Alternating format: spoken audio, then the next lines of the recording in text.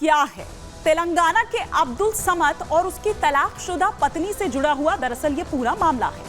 Court ने समद को 20,000 रुपए गुजारा भत्ता देने को कहा था। अब्दुल समद ने तेलंगाना के हाई कोर्ट के फैसले को सुप्रीम कोर्ट में चुनौती दी थी, क्योंकि वो गुजारा भत्ता नहीं देना चाहता था। वो कहता था जब कोई राबता ही नहीं है, जब कोई वास्ता ही नहीं है, तो फिर किस बात का गुजारा भत्ता।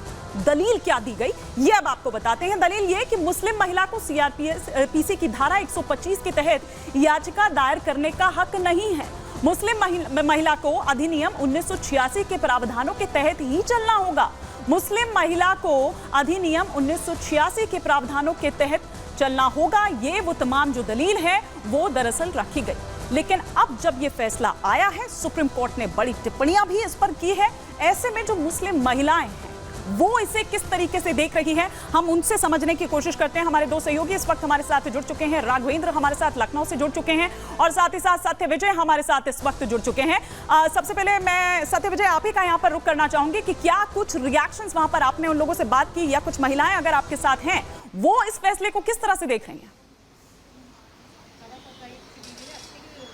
जी हाँ, बिल्कुल। देखिए, सुप्रीम कोर्ट ने जो फैसला दिया है उसके बाद हम तमाम जो मुस्लिम वर्ग की महिलाएं हैं उनसे बात करेंगे, इन्हीं से जानेंगे कि इनकी क्या राय है, क्योंकि सरकार एक 3 तलाक के खिलाफ कानून लाई थी और उसके बाद जो कोर्ट का फैसला है कि जो तलाक पीड़िता हैं वो मुस्लिम महिलाएं भी कोर्ट में आकर गुजारा भत्ते की डिमांड कर सकती हैं, याचिका लगा सकती हैं। इस पर तमाम मुस्लिम वर्ग की महिलाएं हैं, इनसे मैं बात करता हूँ।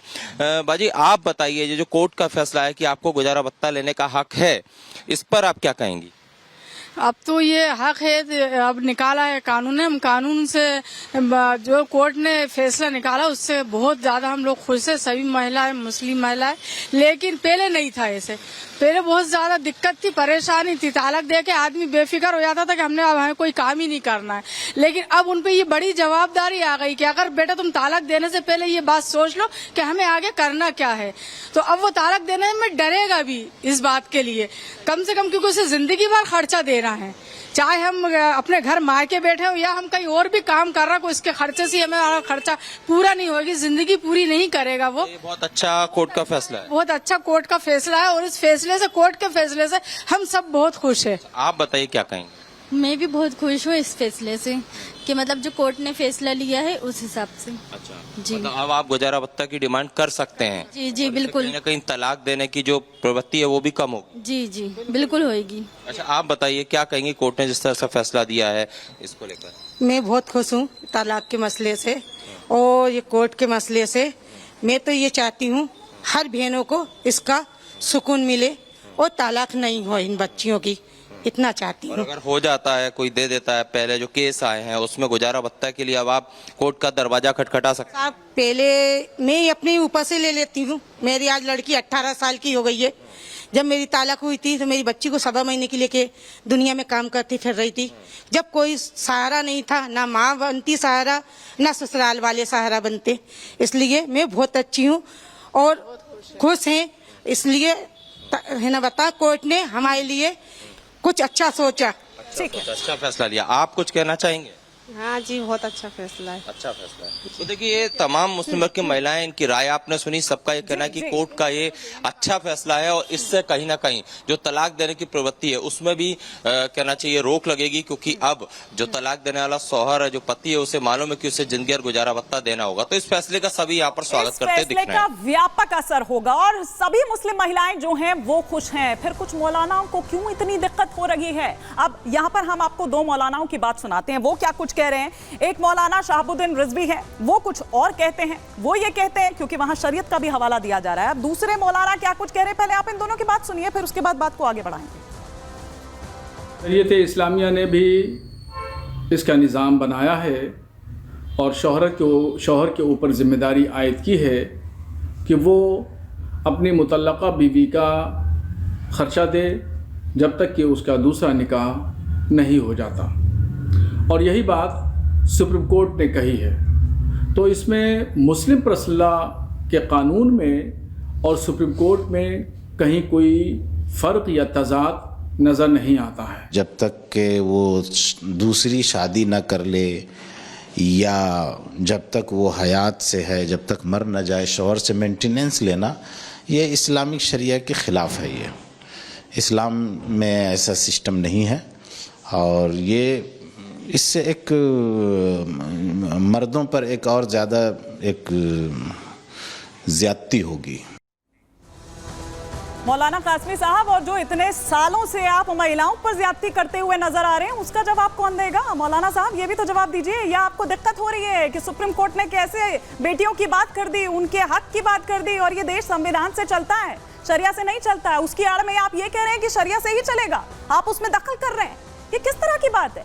लेकिन आप ये देखिए कि सुप्रीम कोर्ट एक तरफ ये फैसला सुनाता है और दूसरी तरफ जमीयत में किस तरह से हड़कंप मच जाता है। एक डर जो है वो साफ तौर पर नजर आ रहा है इन मौलानाओं के चेहरे पर, इनके मन में, और इसीलिए वो बैठक बुला लेते हैं। आज दिल्ली में जमीयत उलेमा एक हिंद की जो बड़ी बैठक है वो दरअसल यहाँ पर होती है, और गुजारा भत्ता पर आए सुप्रीम कोर्ट का जो ये फैसला है उसके बाद ये बैठक बुलाई जाती है। मौलाना अरशद मदनी ने ये बैठक बुलाई, लीगल टीम की ये बैठक यहाँ पर हो रही है कि आगे क्या करना चाहिए, किस तरह से इसे चुनौती देनी चाहिए। मुस्लिम महिलाओं के गुजारा भत्ता पर यह फैसला आया है और इसे लेकर उन्हें गुस्सा आ रहा है। सुनिए जरा, यहाँ सुनवाते हैं आपको। मज़हब इस्लाम में निकाह जो है ना सुन्नत है। मियाँ बीवी का एक ऐसा रिश्ता है जो निकाह तक महदूद होता है, मियाँ बीवी का रिश्ता। आप इस तरीके से देखें कि जब वो मर्द जो शौहर होता है वो जब निकाह करता है अपनी अहलिया के साथ, जब वो निकाह में रहती तो उठाता है वो इंसान, उसके बाद जब वो निकाह में रही नहीं तब उसके ऊपर मेंटेनेंस खर्च कहाँ से आता है। जिस प्रकार से कोर्ट ने आदेश दिया है कि महिलाओं को गुजारा भत्ता अधिकार है, मिलेगा उनको, और उसी के साथ साथ यह भी कह दिया है कि जो मुस्लिम महिलाएं हैं, तलाकशुदा महिलाएं हैं, उनको भी यह गुजारा भत्ता मिलेगा। तो सत्येंद्र दास क्या कह रहे हैं वो भी आपने सुना, मौलाना साहब आप क्या कह रहे हैं वो भी आपने सुना। लेकिन जरा एक बार राघवेंद्र का मैं रुख करती हूँ। राघवेंद्र, हमने सुना कि सत्यविजय के साथ जो भी महिलाएं उस वक्त वहां पर थी, उन्होंने सभी ने इस फैसले का स्वागत किया और उन्होंने कहा कि इसका व्यापक असर होगा, बाकी चीजों पर भी असर पड़ेगा। क्या आपके साथ वहां पर कुछ महिलाएं हैं? अगर हैं तो उनसे भी पूछिए कि वो किस तरह से देख रही हैं इस फैसले को, क्योंकि मौलानाओं को तो आपत्ति हो रही है, दिक्कत हो रही है इस फैसले से। बिल्कुल, आप एकदम सही कह रही हैं। हमारे साथ महिला भी हैं, हम उनकी आप बीती भी सुनेंगे, उनसे हम डिस्कस भी करेंगे। आज हमने सुबह मौलाना से भी, लखनऊ के बड़े मौलाना हैं, उनसे भी बातचीत किया था, तो उनको कहीं न कहीं दिक्कत हुई थी। कह रहे हम तो शरीयत के साथ चलते हैं, लेकिन ये तो अब सुप्रीम कोर्ट की बात आ गई, हम लीगल ओपिनियन लेंगे। लेकिन सुप्रीम कोर्ट ने वाकई में मुस्लिम महिलाओं के हक़ में बड़ा फैसला दिया है। और देखिए, हमारे साथ एक महिला भी हैं, मुस्लिम महिला हैं, हम इनसे जानेंगे पहले तो इस फैसले के बारे में, साथ ही अपना एक आप बीती भी आपको बताएंगे। अगर समय होगा तो जरूर सुनिएगा कि इनके साथ क्या हुआ था। मैडम, सबसे पहले सुप्रीम कोर्ट ने जो फैसला दिया कि मुस्लिम महिलाएं अब अपना जो भरण पोषण के लिए अपने शौहर से मांग कर सकती हैं, गुजारा भत्ता ले सकती हैं, इस फैसले को आप किस तरह देखती हैं? बहुत खुशी हुई कि कम से कम आज कोर्ट ने औरतों की बेबसी को समझा, तो कम से कम, वरना अब तक तो वो मर्दों के हाथों रौंदी जा रही थी। लेकिन आज बहुत खुशी हुई मुझे ये सुन के और पढ़ के कि सुप्रीम कोर्ट ने बहुत बड़ा कदम उठाया है मुस्लिम महिलाओं के लिए, वरना शरीयत के नाम पे अब तक उनका शोषण ही हो रहा था। मैडम, एक बात और आपसे जानना चाहिए, कुछ आपकी आप बीती थी, आप कुछ कहना चाहती थी, क्योंकि मैं आपके पसीना देख रहा हूँ, जो आप ये समय निकाली हैं, कुछ आपके अंदर दर्द है, वो आप हमारे दर्शकों को बताएं। सर, मेरी शादी सन 2020 में एक रिटायर्ड IAS ऑफिसर से हुई थी, जो सन 2009 में रिटायर्ड हो चुके हैं। लेकिन मैं मुख्तसरन बताती हूँ कि उनके घर में एक संदिग्ध आदमी आता था। 4-5 बार मैंने जब देखा, तो जब वो आखिरी बार 15 मार्च को आया तो मैंने उसका एहतिजाज किया, मैंने उसका विरोध किया और अपने पति से कहा कि ये आदमी मुझे पसंद नहीं है, अपने बेटे और बहू और बेटे दामाद से कह दीजिए अगर इनको मिलना है तो ये वहीं मिले, जाके यहाँ ना मिले, अपने घर में बुलाएं। मैं बांडीपुर में रहती थी, लेकिन हाँ, उसलिए उन्होंने मुझे बहुत टॉर्चर किया। मुझे एक जानवर के साथ वो सलूक नहीं होता जो मेरे साथ किया गया है। और उस जी मैं वहाँ शादी हुई थी मेरी वहाँ सन 2020 में। उसके बाद जो है उन्हीं ने मुझे वापस भेज दिया और मेरे आने के बाद मुझे खुला का पेपर मिला। खुला में जब खुला दी जाती है तो सबसे पहले लड़की के महके वाले, कुछ उलमा, मौलवी बैठते हैं, लेकिन वहाँ कोई नहीं था। उन्होंने अपने एक नौकर से साइन करवाई, अपने एक दोस्त से साइन करवाई और मुझे मुझे टॉर्चर करके मुझसे साइन करवाई और उसके बाद पेपर हमें नहीं दिए।